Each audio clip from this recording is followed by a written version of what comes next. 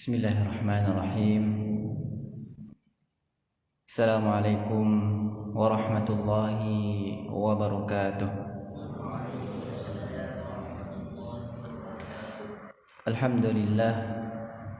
Alhamdulillahilladzi hadana li hadza wa ma kunna linahtadiya laula an hadana Allah. Nashhadu an la ilaha illallah الذي أرشدنا إلى طريق الحق والصواب وجعلنا ممن يستمع قوله ويتبع أحسنه ونشهد أن محمدا عبده ورسوله وخليله الذي بلغ الأمانة ونصح الأمة وجاهد في سبيل الله حق جهاده حتى أتاه اليقين. أما بعد، أعوذ بالله من الشيطان الرجيم. بسم الله الرحمن الرحيم. يا أيها الذين آمنوا اتقوا الله حق تقاته ولا تموتن إلا وأنتم مسلمون. وقال أيضا: ومن يتق الله يجعل له مخرجا ويرزقه من حيث لا يحتسب ومن يتوكل على الله فهو حسبه إن الله بالغ أمره قد جعل الله لكل شيء قدرا. اللهم علمنا ما ينفعنا وانفعنا بما علمتنا وارزقنا العمل بما علمتنا وزدنا علما يا كريم. اللهم اجعل القرآن ربيع قلوبنا ونور صدورنا وجلال أحزاننا وذهاب همومنا. اللهم آت أنفسنا تقواها وزكيها فأنت خير من زكاها أنت وليها ومولاها. Faya ayyuhal hadirun rahimani wa rahimakumullah. Kita mulai pertemuan hari ini dengan bacaan basmalah. Bismillahirrahmanirrahim. Alhamdulillah, dialah Allah subhanahu wa ta'ala satu-satunya. Hanya kepada Allah lah kita bersandar, hanya kepada Allah lah kita berusaha untuk menarik simpati darinya serta melakukan segala sesuatu baik yang bersifat yang wajib atau tatawwu' dengan hal-hal yang disukainya, dan menjauhi apa-apa yang tidak disukainya. Salawat serta salam semoga tercurahkan kepada junjungan Nabi besar Muhammad sallallahu alaihi wasallam. Mudah-mudahan kita mendapatkan syafaat beliau di yaumil akhir. Allahumma amin. Baik para hadirin yang dirahmati Allah Subhanahu wa taala, kita akan melanjutkan pembahasan kita. Sama-sama kita belajar terkait dengan hadis yang ke-49. Dua hadis sebelum terakhir yang disusun oleh Ibnu Rajab, hadis terkait dengan at-tawakkul yang dibawakan oleh Umar bin Khattab radhiyallahu anhu. An Umar ibn al-Khattab radhiyallahu anhu anin Nabi sallallahu alaihi wasallam. Dari Umar bin Khattab radhiyallahu anhu bahwasanya Rasulullah sallallahu alaihi wasallam bersabda. Apa yang dikatakan oleh Rasulullah? Law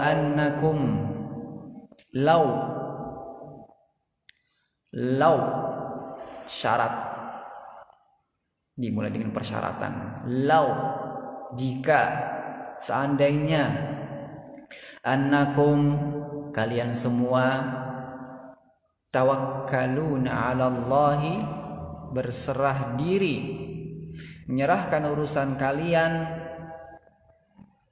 secara umum, urusan dunia ataupun akhirat, menyerahkan urusan kalian, bersandar 'ala Allahi, kepada Allah Subhanahu wa taala, haqqa tawakkulih, dengan sebenar-benarnya tawakal. Dengan sebenar-benarnya tawakal, bukan pasrah bongkoan ya, tapi benar-benar tawakal dengan ilmunya. Tawakal dengan ilmunya. Makanya ada sedikit perbedaan antara orang yang tawakal tanpa ilmu dengan tawakal berilmu. Ketika tawakal dengan ilmu, semua unsur-unsur untuk menggapai sebuah tawakal itu dia melaksanakannya. Tapi kalau dia tidak didasari dengan ilmu, ya itu namanya pasrah bongkoan. Ya intinya pasrah. Mau benar mau salah apa yang dilakukan, yang penting pasrah. Hasilnya sama Allah gitu. Ya, la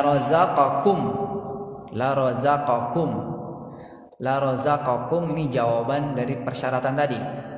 Jika kalian, maka la razaqakum, maka niscaya Allah Subhanahu wa taala akan memberikan kalian rizki. Memberikan kalian rizki kama yarzuqut thair. Kama, seperti yarzuqut thair, sebagaimana atau seperti Allah memberikan rezeki kepada thair. Thair itu apa ya? Burung ya. Burung. Rizqut thair. Taghdu khimasan.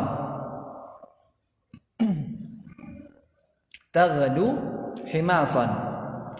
Kalau kita pernah ataupun sering bercakap dengan bahasa Arab, hal taqaddaita? Hal kunta bil ghada? Artinya apa ghada? Makan siang ya? Makan siang ya? Makan siang. Artinya makan bisa dibilang makan yang paling berat pertama kali ya. Kalau ini taghdu himasan. Di waktu subuh atau di waktu pagi-pagi, di saat burung itu lapar, khimasan. Kama yarzuqut thair itu bagaimana Allah memberikan rezeki kepada seekor burung. Nah, di sini digambarkan taghdu khimasan, bahwasanya burung itu akan keluar di pagi hari dalam kondisi khimasan. Khimasannya kayak perut keroncongan, lapar. Perut lapar. Wa taruhu bitanan. Wa taruhu suaranya bising sekali. Wa taruhu, ruh artinya apa? Ruh. Ruh. Ruh. Kalau percakapan bahasa ruh artinya pergi sana gitu. Tinggal ya, pergi sana gitu. Kalau di sini wa taruhu bitana. Kembali. Wa taruhu bitana. Burung itu kembali, taruhu kembali dalam waktu menjelang sore ataupun menjelang maghrib, menjelang malam ataupun di sore hari, bitanan dalam keadaan kenyang.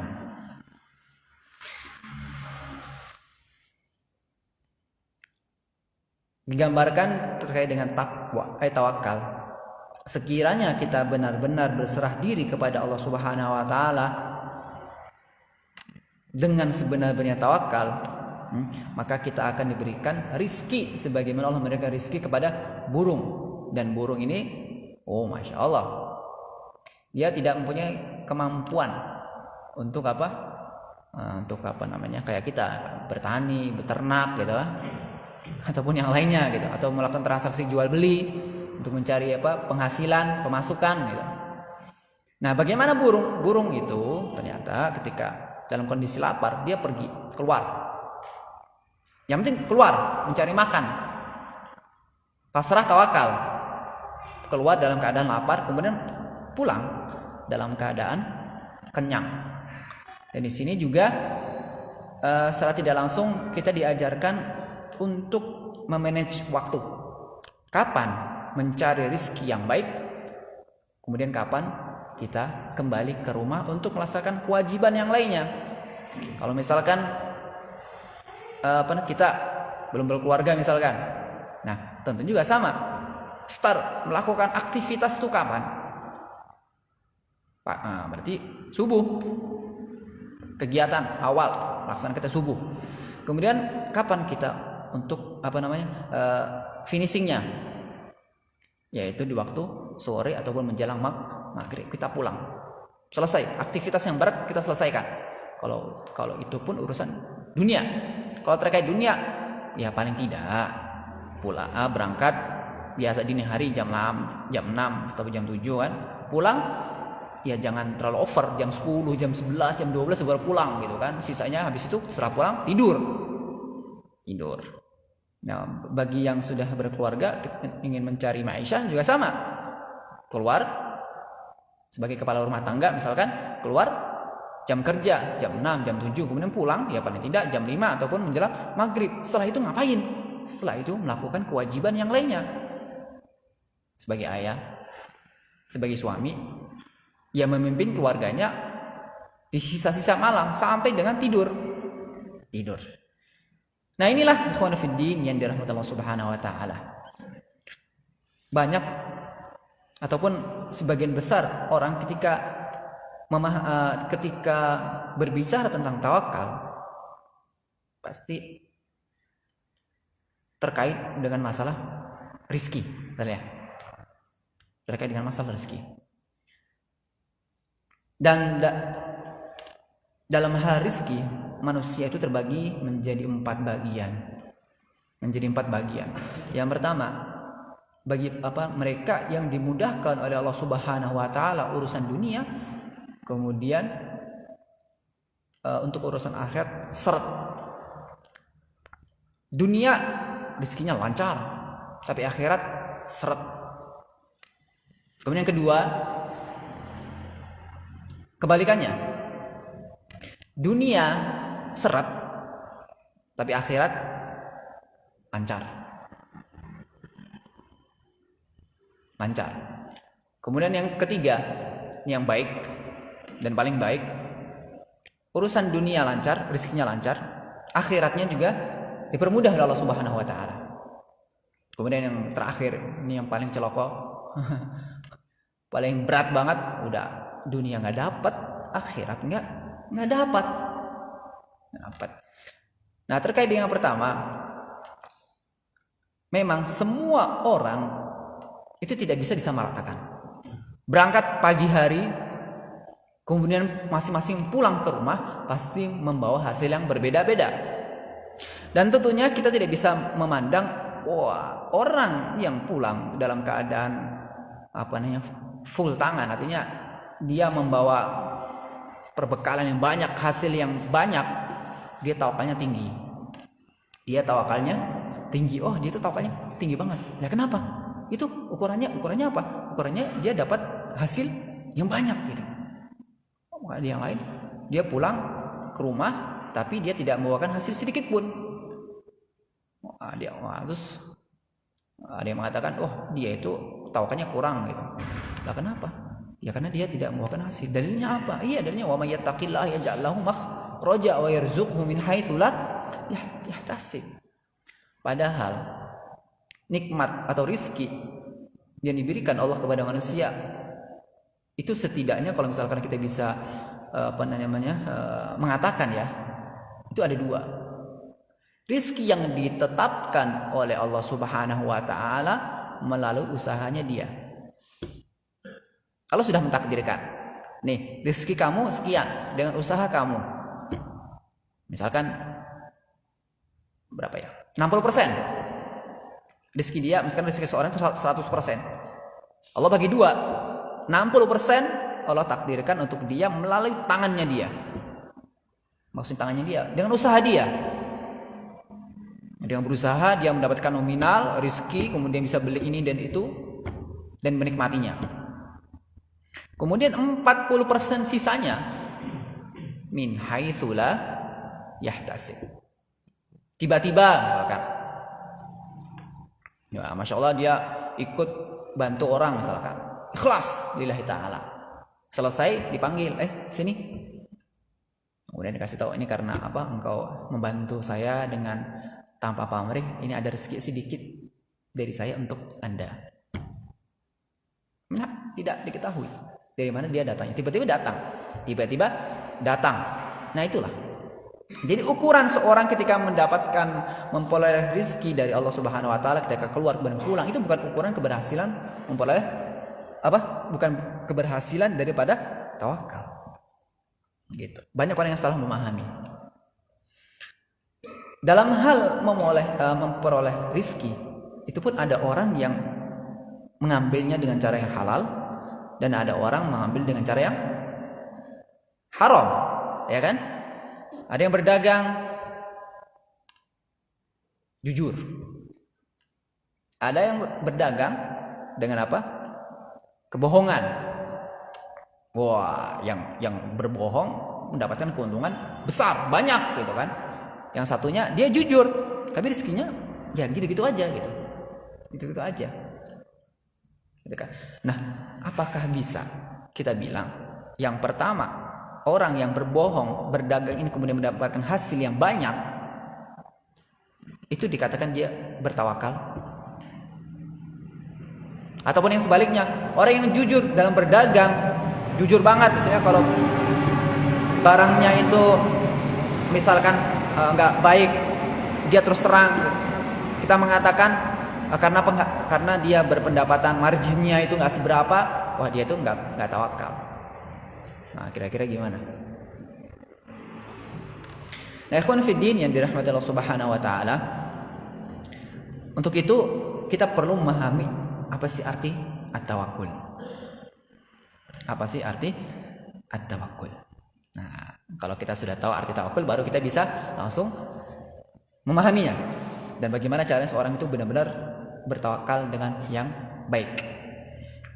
Nah, Ibnu Rajab mengatakan, wal haqiqatu tawakkul huwa sidqu i'timadil qalbi 'ala Allah 'azza wa jalla fi istijlabil masalih.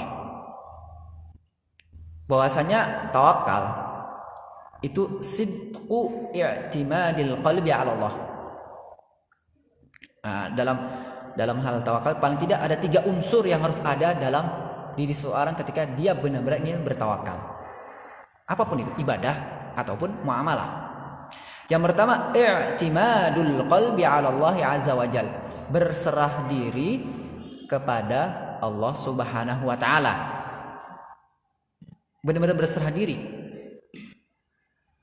Nah, disinilah makanya dia terhindar dari yang namanya apa? syirik. Ketika dia berpasrah diri kepada Allah Subhanahu wa taala, satu, dia sudah terhindari dari kesyirikan. Artinya orang yang melakukan syirik kepada Allah Subhanahu wa taala, sejatinya dia tidak tawakal. Sejatinya dia tidak tawakal, justru apa? Melawan kodrat. Itu yang pertama, i'timadu 'ala Allah. Fi istijlabil masalih wa daf'il al-madari minal umuri dunya wal akhirah. Bersandar diri dan jujur kepada Allah Subhanahu wa taala dengan apa? Istijlabul masalih.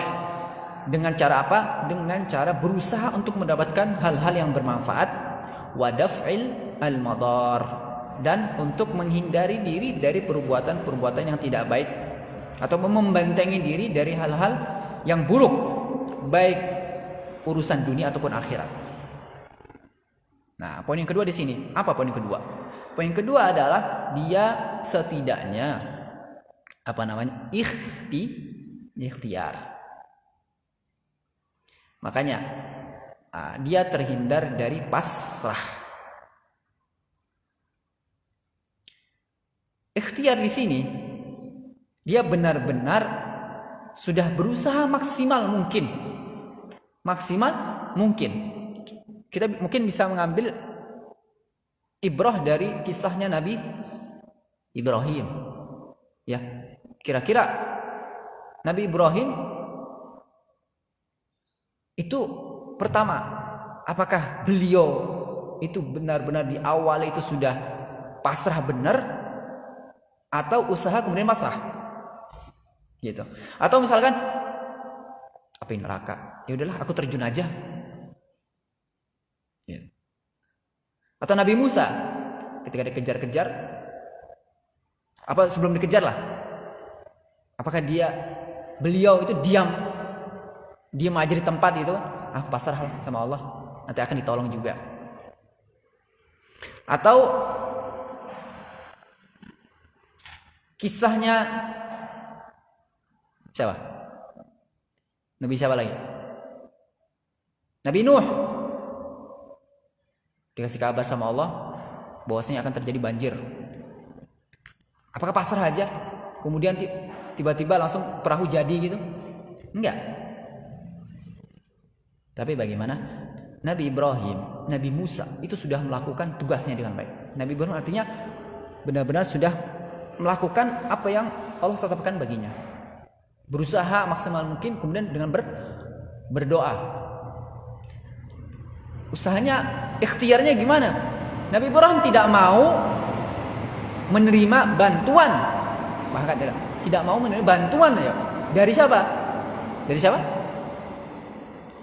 Bantuan dari siapa? Malaikat.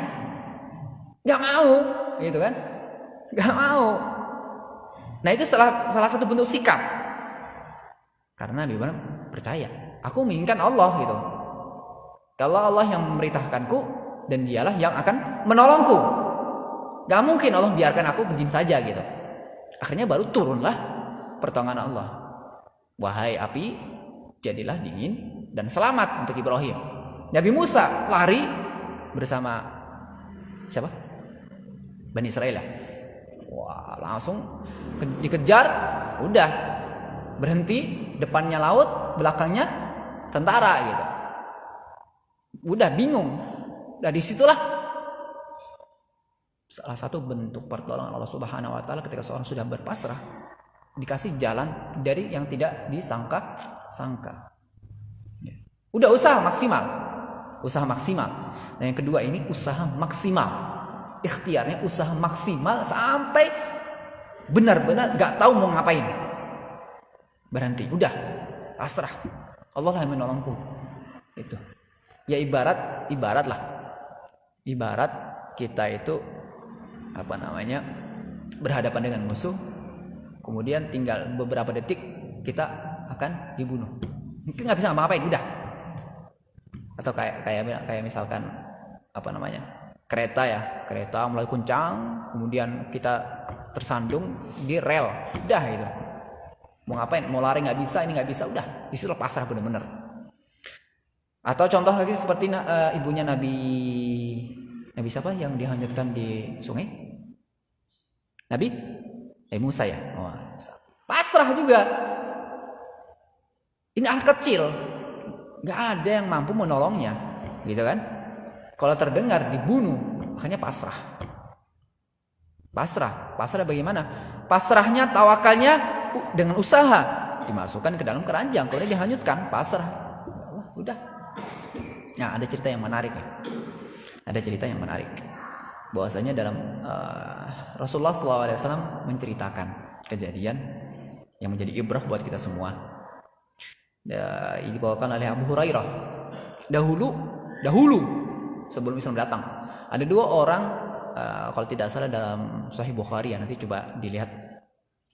Ada dua orang, yang mana satu orang ini ingin meminjam uang dari si fulan, temannya ini, mungkin si A lah. Si A ingin meminjam dengan si B. Si A ini mengatakan, wahai fulan, saya ingin meminjam uang sekian. Kalau tidak salah itu sekebok lah. Berapa dinar itu, emas gitu, 0,5 kilo atau 1 kilo emas ya, kalau di berapa juta itu ya, banyak gitu kan. Kemudian si B mengatakan, saya akan meminjamkan kepadamu. Siapa yang jadi saksinya? Siapa yang menjadi saksinya? Nah, si A ini mengatakan, yang jadi saksi adalah Allah Subhanahu wa Ta'ala. Nah, si B ini, oh iya, saya juga percaya. Kemudian oke lah, kalau misalkan Allah akan menjadi saksi, saya percaya. Kemudian siapa yang akan menjamin? Siapa yang akan menjamin gitu? Kemudian si A ini mengatakan, Allah yang akan menjadi penjamin gitu. Allahu kafil, Allah akan menjamin. Allah akan menjamin. Kemudian si B ini, ya kalau gitu saya juga akan menerima itu semua. Allah akan menjadi saksi, Allah akan menjadi penjaminnya.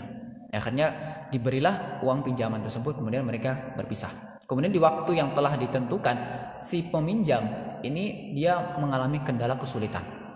Mengalami kendala dan kesulitan, ingin mencari, yaitu beda lokasi dan itu lokasi itu di apa namanya itu dibatasi dengan perairan. Mau nggak mau harus melewati dengan perahu. Nah, pada saat itu si peminjam ini pusingnya minta ampun. Artinya nggak ada perahu yang lewat pada saat itu di jam ataupun di waktu yang telah ditentukan. Akhirnya apa? Akhirnya dengan pasrah, uang saat gepok itu, emas itu dirham ya. Dinar. Emas itu apa? Dinar itu dibuntel, kemudian disiapkan tempat yang baik, kemudian dialiri. Supaya apa? Supaya dia tawakalnya tinggi, supaya apa? Setidaknya ketika ini sudah disiapkan dengan matang, kemudian dibungkus dengan yang baik, bisa terbawa sampai ke tempat yang telah ditentukan. Kalau kita gimana? Oh, hidup mati gitu kan. Uang segitu banyaknya gitu kan, untuk nyaur utang coba. Kalau nggak nyampe, waduh 2 kali lipat kan, harus mengeluarkan duit. Akhirnya dengan masya Allah luar biasa, tawakalnya tinggi, akhirnya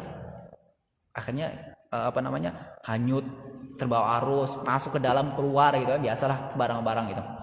Nah tapi apa? Tapi si pembeli ini, peminjam ini, dia tetap berusaha. Artinya ketika sudah dia melakukan planning A, dia melakukan planning B. Planning B dilakukan. Apa dengan cara apa? Dia menunggu waktu sampai ada perahu yang bisa menyeberangi dianya sampai ke tempat si B. Nah, si B tahu dengan waktu yang telah dijanjikan. Akhirnya dia pergi di tempat yang telah ditentukan. Pergi, kemudian dia berhenti, nunggu. Di waktu yang telah ditentukan, dia nunggu lama, tapi kok nggak ada perahu yang lewat, nggak ada ini, nggak ada apa gitu kan? Akhirnya apa? Setelah dia ingin pulang, dia melihat suatu barang yang unik datang menghampiri dia. Kemudian kita dilihat dibongkar segala macam. Ternyata ada pesan di sana. Ada pesan yang ditujukan kepadanya, bahwasanya ini uang dari ini, uang yang saya pinjam untuk si fulan. Baca, masya Allah. Nah, ketika dia pergi, kemudian di satu ketika si peminjam yang A ini datang dan bertemu dengan si B. Dia mengatakan, dia minta maaf karena atas keterlambatan ini, kemudian karena cuaca dan segala macam, kemudian baru saya bisa datang saat ini. Nih, saya menyerahkan uangnya. Coba dia nggak nanya, barang yang aku kirim ke kamu nyampe enggak gitu kan? Ya kalau dulu enak kalau sekarang enak ada ekspedisi ya. Nah, bisa lihat resinya, sudah nyampe gitu kan? Sudah nyampe. Kalau ini enggak, barang sudah dikirim, kemudian dia juga datang juga dengan barangnya. Nih uangnya. Nah, kemudian si B ini juga kaget. Dia bertanya, bukankah kamu mengirim barang juga kepada saya gitu? Nah, si A ini pura-pura nggak tahu gitu kan. Saya datang hari ini membawa hutang saya bayar nih. Coba bayangkan coba. Dia pura-pura nggak tahu, tapi tetap berhutang. Tapi Tapi karena dua-duanya ini orang-orang yang saleh, orang-orang yang baik. Hanya si yang B ini mengatakan, telah datang kepadaku barang dengan spesifik A, B, C, D dengan dengan isi pesan seperti ini. Engkau telah melunasi hutangmu dan ini yang kau berikan kepada saya saat ini saya kembalikan karena itu bukan hak saya. Akhirnya mereka pulang. Coba. Nah, kira-kira kalau misalkan kita pertanyakan, lebih iman mana antara A atau B? Antara orang yang memberi hutang atau orang yang berhutang? Lebih beriman mana coba? Berat banget ya? Susah. Dua-duanya Masya Allah luar biasa. Mereka sudah menjalankan tawakal mereka kepada Allah Subhanahu wa Ta'ala terhadap saudaranya. Artinya apa? Allah pasti akan menunaikan hak-haknya. Kalau misal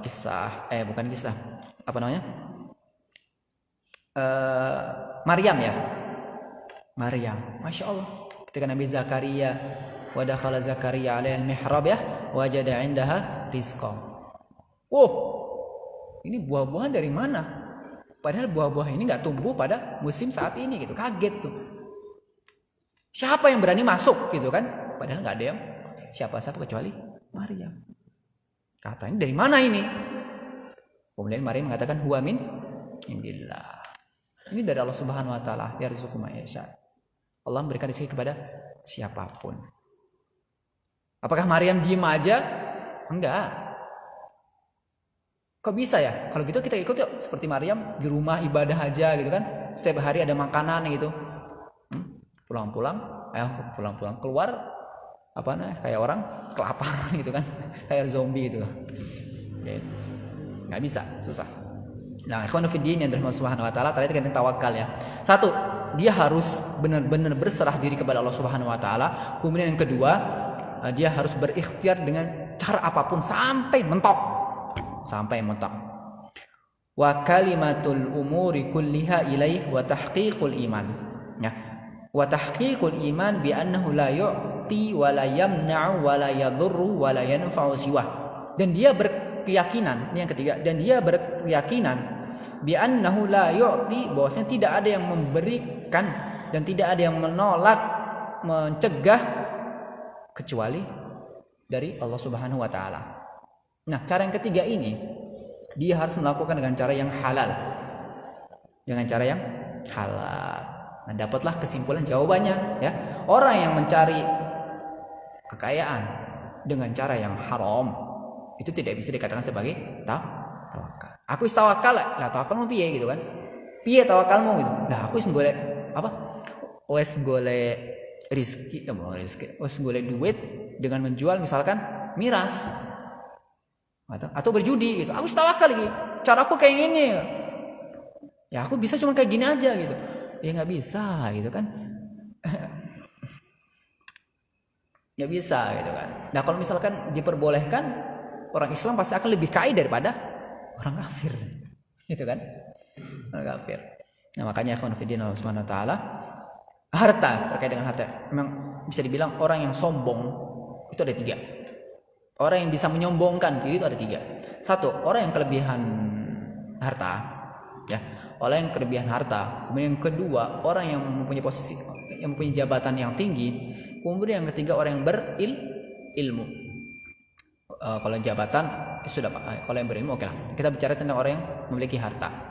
Nah, konsep harta pun ya mempunyai hari pembalasan yang sangat berat. Karena apa? Karena ketika orang mempunyai harta yang banyak, itu hisabnya lama, panjang. Itu kalau rezekinya baik. Seperti dikatakan kepada Abdurrahman bin Auf ya. Wah, bahwasanya Abdurrahman bin Auf itu masuk surga dalam keadaan seret-seret apa? Misalnya tidak selancar yang lainnya lah. Karena apa? Karena hisabnya lama, mempunyai harta yang banyak. Nah, pernah Abdurrahman itu berdoa, ya Allah jadikanlah aku sebagai orang yang miskin supaya bisa cepat masuk surga tanpa hisab. Ya susah, rezekinya kaya ya kaya gitu kan. Kalau misalnya Allah tetapkan kaya, minta miskin, dikasih nggak? Nggak dikasih, oleh takdirnya udah kaya gitu kan. Itu.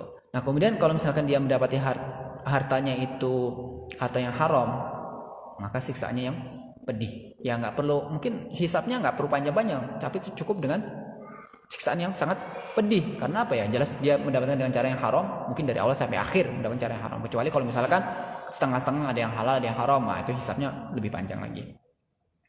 Nah, ikhwan fillah yang dalam Subhanahu wa taala itu terkait dengan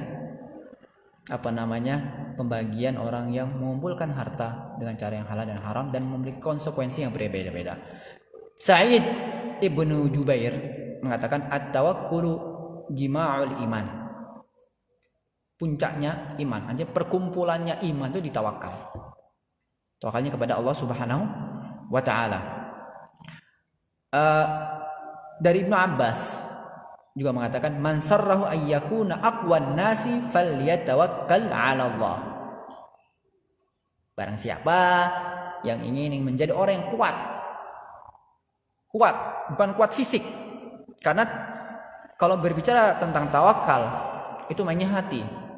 Karena tawakal merupakan amalan atau ibadah hati, bukan fisik. Makanya agak susah mengukurnya. Man sarrahu ayyakuna aqwan nas falyatawakkal 'ala Allah. Maka kalian cukuplah bertawakal kepada Allah Subhanahu wa taala. Kalau engkau akan menjadi orang yang kuat hati kalian dalam apa? Dalam melalui kerasnya kehidupan ini. Dan Rasulullah kita akhiri. Sebelum kita akhiri, Rasulullah sallallahu alaihi wasallam menyampaikan, Ayuhan nas, wahai para manusia. Wahai para manusia. Ittaqullah wa ajmilu fit talabi.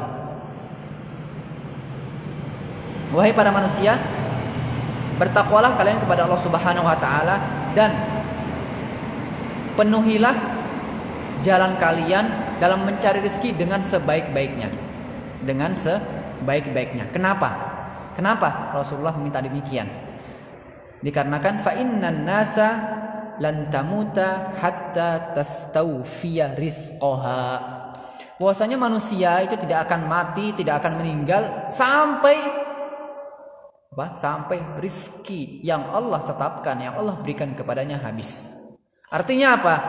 Dalam memperoleh rizki seseorang kita tidak tahu. Sama dengan jodoh, sama dengan hal kematian. Kita nggak tahu apakah kita mendapatkan jodoh yang baik atau yang buruk, atau yang kalau terkait dengan kematian kita nggak tahu kita mati baik atau buruk. Dalam hal rizki juga sama. Rizki apapun itu. Kita nggak tahu apakah kita mendapatkan penghasilan yang baik ataupun yang buruk. Allah tetapkan rizki, Allah tetapkan jodoh, Allah tetapkan kematian. Iya. Tapi kita disuruh berusaha sebisa mungkin. Karena di sini dikatakan perbaguslah jalan kalian untuk mencari rizki. Syukur-syukur kalian dapat cara yang halal. Khudhu ma halla wa da'u ma harrama. Ambillah dengan cara yang halal dan tinggallah dengan cara-cara yang tidak baik dalam memperoleh rezeki. Kemudian salah satu doa yang Rasulullah SAW panjatkan, Allahumma inni as'aluka sidqat tawakkuli alaik. Atau Allahumma ja'alni mimman tawakkala 'alaika fakafaitahu. Ini bisa dimasukkan ke dalam referensi doa kita. Allahumma, wahai Allah, ya Tuhan kami, inni as'aluka, kami memohon kepadamu, kepada Engkau wahai Rabb, sidqat tawakkuli 'alaik. Apa kalau diterjemahkan gimana? Sidqah. Sedekah itu ya kalau siddiq kan jujur ya. Sidqat tawakkul ya semurni-murninya tawakal kepada Engkau. Semurni-murninya, sejujur-jujurnya, artinya memenuhi 3 unsur tadi. Berserah diri, kemudian dia berusaha dengan ikhtiarnya, kemudian terakhir dengan cara yang baik. Dengan cara yang baik. Kemudian di referensi yang lain, Allahumma ja'alni mimman tawakkala 'alaika fakafaitahu. Ya Allah, jadikanlah kami termasuk orang-orang yang berserah diri kepada Engkau, kemudian Engkau cukupkan kami dengan rezeki yang baik. Nah, demikian ikhwan fiddin ya rahmat Allah Subhanahu wa taala terkait dengan babut tawakkuli. Mudah-mudahan bermanfaat. Dan sebenarnya masih banyak ini ya, masih banyak, tapi ya males. Yang penting setidaknya kita sudah memahami ya konsep tawakal yang baik itu seperti apa, dan bagaimana Allah memberikan rezeki kepada hambanya. Memberikan rezeki kepada hambanya itu ya tidak disangka-sangka. Bagaikan Allah memberikan rezeki kepada burung, pergi ya burung kan biasa ya, terbang sana kemari, oh lihat ada makanan, capluk, makan, caplok lagi, belum kenyang, caplok lagi, kenyang, balik. Nah, sama manusia dia keluar pagi dengan dengan badan yang baik, kemudian dengan dilakukan cara yang halal, kemudian pulang ke rumah, dia sudah mencukupkan diri dengan dunianya. Ya mau sekeras apapun, mau seusaha bagaimanapun, ya ketika rezekinya di hari itu dapat misalkan 100.000, 200.000, 300.000 atau 1 juta, itulah rezekinya gitu kan. Kemudian dia balik kemudian meneruskan kewajibannya sebagai hamba Allah dengan apa? Ibadah.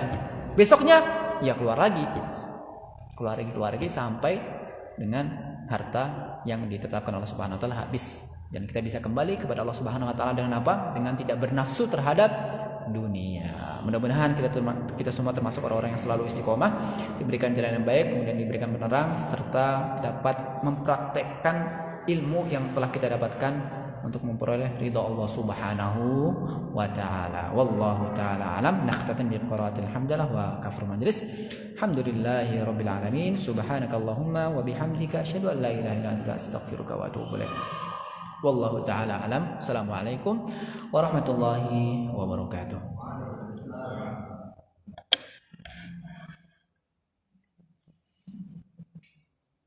Sudah ada belum ya?